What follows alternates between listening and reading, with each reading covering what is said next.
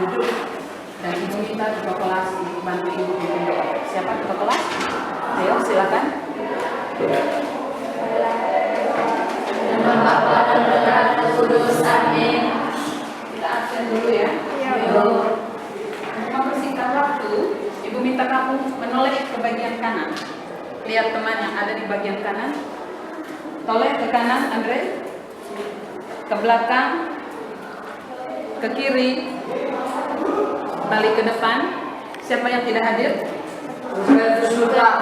Robertus Hutang. Kenapa?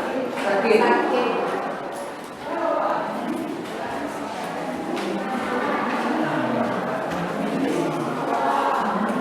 Hanya dia? Oke. Terima kasih. Meminta kalian berdiri tetap. Untuk yang di depan sini berdiri di lorong ini. Yang ini di depan. IPS. Sukses. IPS. Sukses. Konsentrasi. Konsentrasi.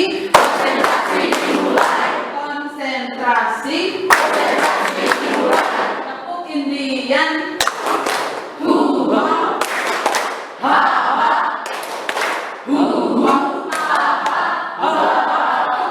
Terima kasih. Jangan dulu kembali ke tempat. Bisa berhitung? Bisa berhitung? Bisa. Mulai berhitung. 1, 2, 3, 4. Mulai berhitung. 2, 3, 4. Mulai berhitung. 1, 2. 3. Bernafas? Bisa. Oke, bernafas dimulai. Pintar. Ganjil kita berhitung, di angka genap kita bernafas. Bisa kita mulai? Bisa. Oke. Mulai berhitung dan bernafas. 1, 2. Aduh. Ya. Ulang lagi. Berhitung dan bernafas dimulai. 1. 3. Aduh. Oke, baik. Nanti akan kita latih lagi pertemuan selanjutnya. Baik, sudah. Terima kasih. Kembali ke tempat duduk karena ibu mau mengingatkan kembali materi yang sudah kalian dapat kemarin. Kemarin pertemuan terakhir ibu memberikan kamu materi tentang faktor penghambat perubahan sosial budaya. Baca tidak di rumah? Baca? Siapa yang masih diingat? Sebutkan faktor penghambat perubahan sosial budaya. Oke, Nanda? Faktor bertambah dan Tangannya turun. berkurangnya penduduk, revolusi, revolusi, perubahan sosial budaya, Tepuk tangan dulu untuk Nanda. perubahan sosial budaya yang pertama. Berdiri, coba bertanya ke sini. Ke teman-teman maksudnya ya. Coba. Yang pertama, kehidupan masyarakat terasing. 2, perkembangan iptek yang terlambat. 3, adanya prasangka terhadap hal-hal baru atau asing. Dan yang keempat, adat istiadat atau kebiasaan. Siapa yang bisa menjelaskan salah satu dari poin yang disebutkan oleh Lastri? Siapa yang bisa menjelaskan? Ayo, silakan duduk. Nah, tepuk tangan untuk Lastri. Sudah Nanda tadi, yang lain? Ayo. Misalnya bertambah dan berkurangnya penduduk. Misalnya banyak kakak kita yang kuliah di kota, misalnya di Jakarta, dan membuat penduduk di Jakarta itu bertambah dan kita yang di kampung berkurang. Oke, bagus. Tepuk tangan. Sudah, jadi berarti kalian masih baca di rumah. Terima kasih ya. Dan saya pikir yang lain yang belum diberi kesempatan untuk menjawab, berusaha lagi di rumah. Kalau hari ini belum bisa menjawab, belajar maksudnya ya. Nah, anak-anak, ibu mau tunjukkan satu gambar untuk kalian.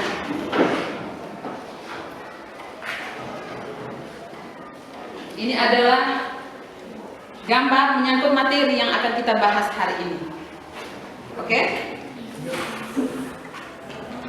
Kemudian ada satu gambar lagi. Coba diperhatikan. Ini gambar apa di bagian atas? Gong. Gong, bukan gong ya. Gong. Oke, yang di sebelah bawahnya apa? Kalian pasti punya ya? Di kampung juga pasti punya.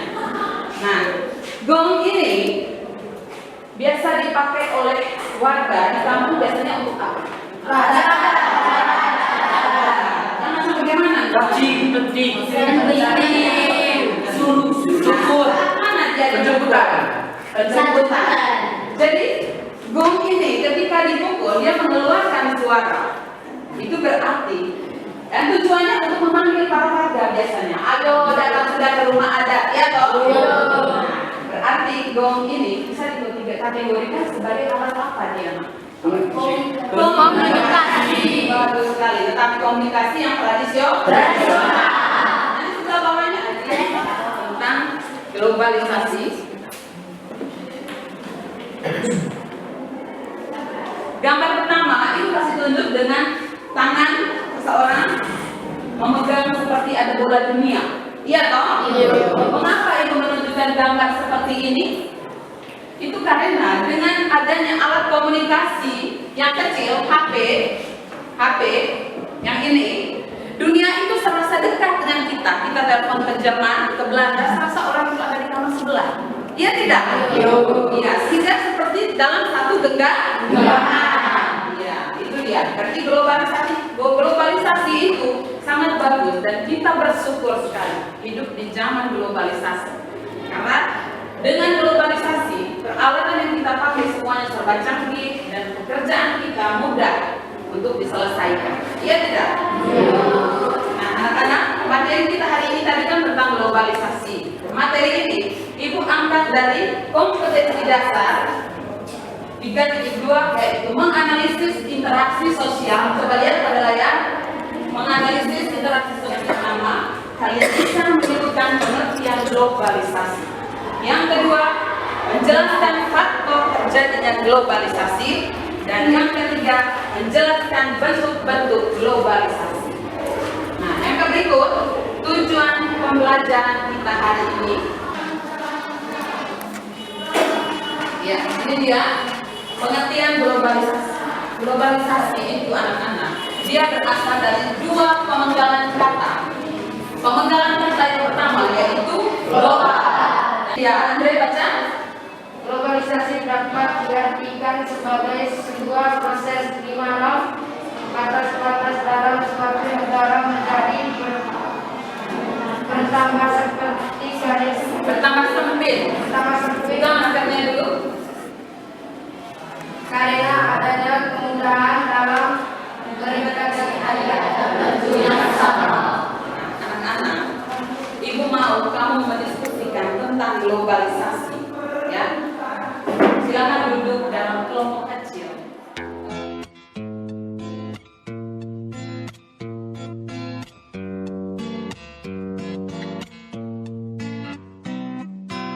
Saat dunia berjuang lawan pandemi yang menyerang, bersama menyatukan tekad. Jangan kau pilih untuk menyerah, teruslah kau jadi pejuang untuk cegah sebaran virus. Cuci tanganmu, jangan lupa jaga jarak, gunakan masker dalam Sampaikan secara lisan, ya toh, ya supaya tidak memakan waktu. Baik sudah, silakan dari 4 kelompok utus 1 orang untuk berdiri membaca hasil diskusi tentang globalisasi. Mulai dari kelompok bagian timur, silakan Nasri. Globalisasi adalah suatu proses sosial yang mendunia yang membuat manusia semakin cepat untuk berkomunikasi dengan keluarga di luar negeri. Bagus, dengan keluarga di luar negeri, hebat. Ada Om di sana, Lestri? Ada. Ya. Kelompok 2, siapa tadi? Siapa yang diutus? Nanda, ayo, silakan. Globalisasi menurut kami proses terjadinya banyaknya perubahan yang membuat suatu kehidupan selalu berubah. Oke, tepuk tangan untuk mereka 2 yang sudah jawab. Itu kelompoknya kamu siapa? Globalisasi adalah salah satu proses yang membawa perubahan yang menyangkut tentang perubahan sosial budaya. Bagus. Kelompok 4.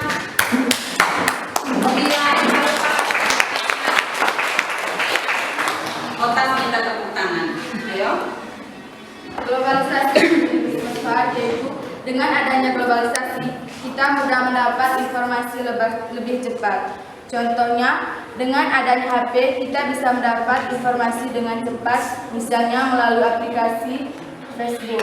Iya. Ada yang mau bertanya tidak? Apa itu globalisasi? Bagus, Randy, silakan duduk. Tentang globalisasi, ada yang mau bertanya? Tidak ada, sudah hebat semua ya. Baik, anak-anak di sini ikut tampilkan materi tentang faktor terjadinya globalisasi. Mengapa terjadi itu globalisasi? Ini atau Ibu mau ambil materi dari globalisasi di bidang ekonomi. Bagaimana di bidang ekonomi di Indonesia itu bisa maju?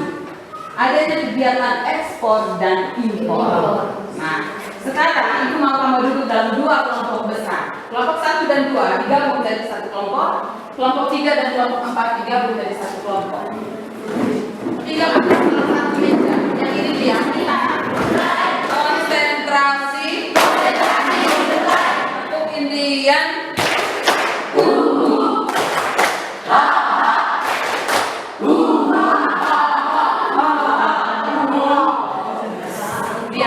maksudnya supaya mendengarkan teman yang memberikan presentasi. Kita mulai dari kelompok mana kelompok apa tadi? Pro. Kelompok pro. Ayo silakan. Bagaimana kamu bisa setuju dengan pernyataan yang Ibu berikan tadi? Ekspor dan impor dapat saling menguntungkan. Ya, karena setiap negara memiliki kekurangan dan kelebihan, sehingga mereka saling memenuhi satu sama lain, melengkapi kebutuhan satu sama lain. Dengan melakukan ekspor dan impor, dan juga manusia itu merupakan makhluk sosial yang artinya tidak dapat hidup sendiri atau saling membutuhkan satu sama lain. Bagaimana itu? Di ekspor dan impor dapat saling menguntungkan.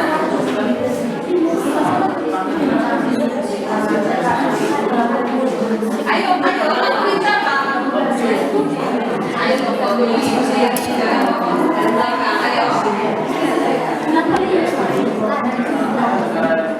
Ayo, silakan. Kasih ke jubir jawabannya. Kamu kalah? Ya, ayo. Tim. Menurut kami tidak setuju karena baliknya impor yang menjual barang palsu. Nantinya saling menguntungkan. Bagaimana itu?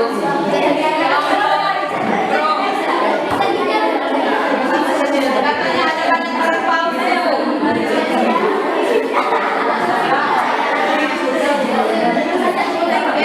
Salah.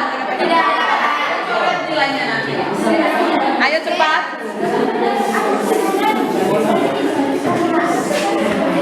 Ayo. Kamu lagi.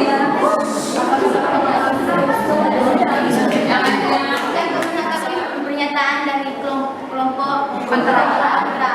Tentu saja kita cek dulu apakah barang itu palsu atau asli. Kalau barang itu palsu, maka kita akan mengembalikan lagi ke negara itu. Hebat gitu ya. Tepuk tangan.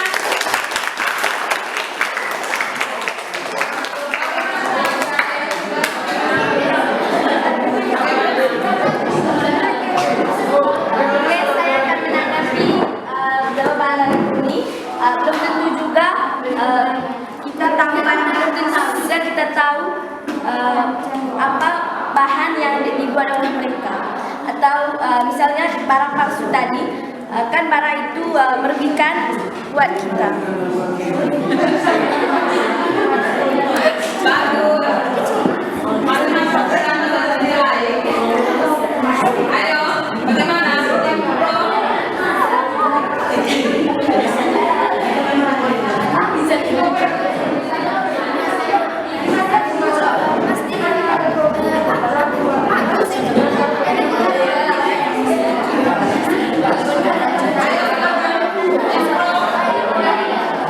Oke,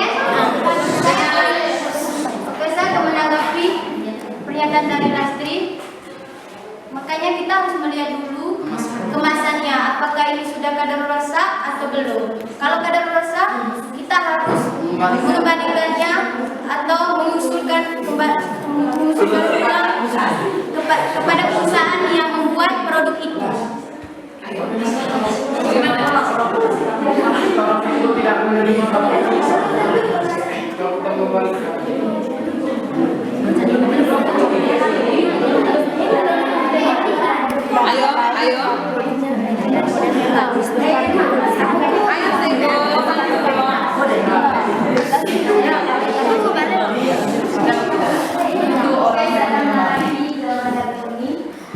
Misalnya kita akan beli online, kita dilihat di HP, modelnya bagus dan keren. Tapi kalau kita terima dan kita lihat modelnya tidak bagus dan tidak sesuai yang kita inginkan.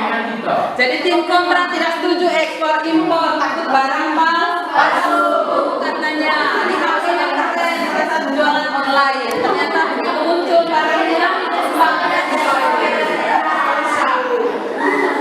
Halo tim pro.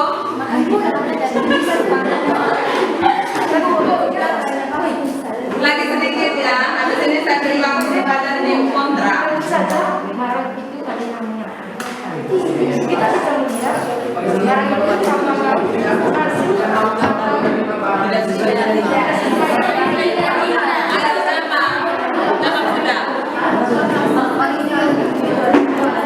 Baik, tidak bisa, kamu kalah. Ayo dong. Cepat. Dengan Bisa saja ada orang yang mengirim barangnya. Jika barangnya palsu, kita bisa mengembalikannya. asal tidak sesuai.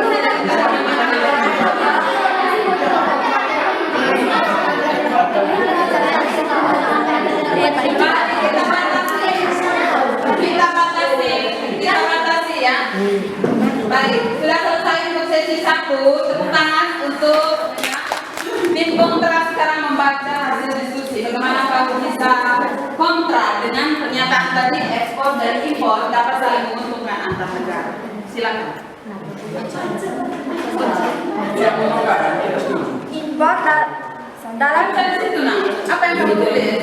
dalam kegiatan impor yang tidak menguntungkan adalah banyaknya jual barang palsu dan bahan-bahan dalam pembuatannya tidak berkualitas atau banyaknya barang-barang tidak sesuai selera atau keinginan kita. Coba diulangi lagi.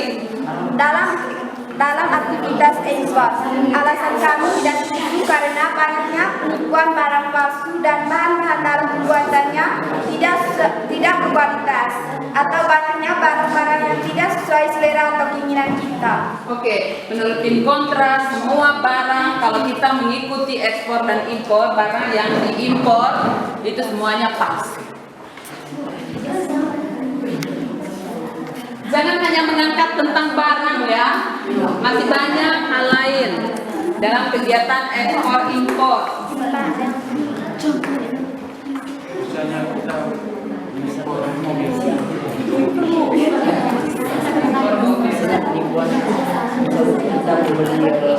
dari negara Jepang.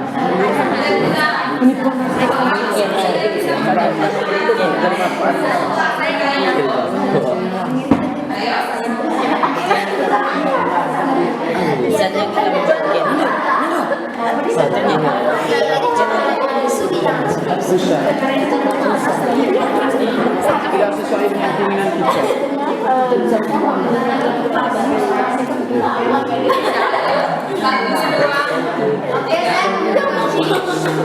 Pernyataan dari Nanda, sekarang kan banyak penemuan baru. Kita kan bisa menggunakan penemuan baru itu untuk mengecek apakah produk yang mereka kirim itu asli atau palsu. Nah, jika kita selalu melakukan kegiatan impor, maka barang dalam negeri itu tidak akan laku. Bagus, tepuk tangan. Dan kalau kita selalu melakukan impor barang dalam negeri tidak ada yang laku. Bagaimana tuh guys? Kelompok pro. Adanya kerjasama sehingga barang yang dalam negeri bisa diekspor ke luar negeri. sehingga barang yang ada di dalam negeri bisa Pak. Oh, kata mereka jangan hanya impor saja, kita juga ekspor. Jadi lakunya keluar, jual keluar. Jual ke luar negeri maksudnya.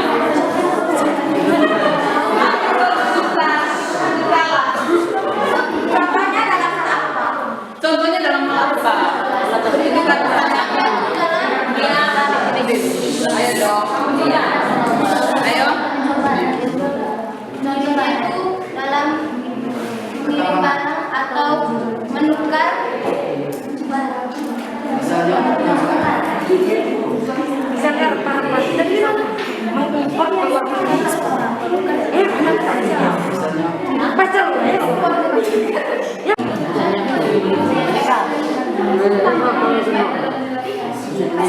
Sudah 1, 2, 3 jawab. Menurut kami, ekspor itu juga bagus karena kita bisa menjual barang dalam negeri. Ada barang dalam negeri itu bisa laku dan kita bisa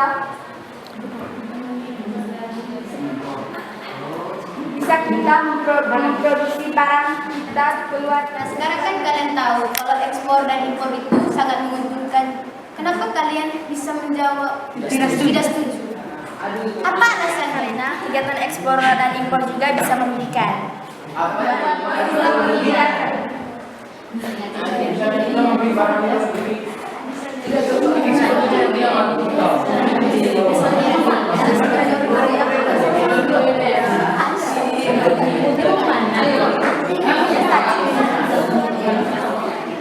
Ayo. Siapa yang bisa?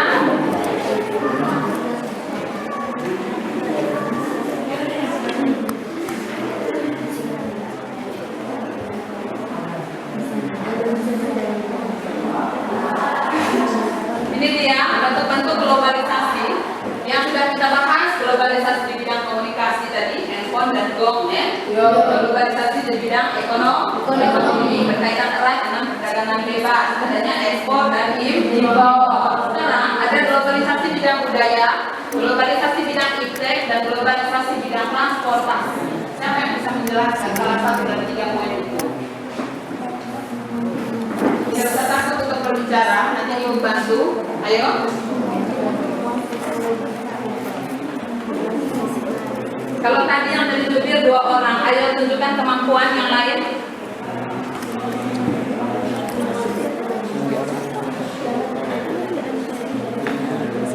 Tidak bisa?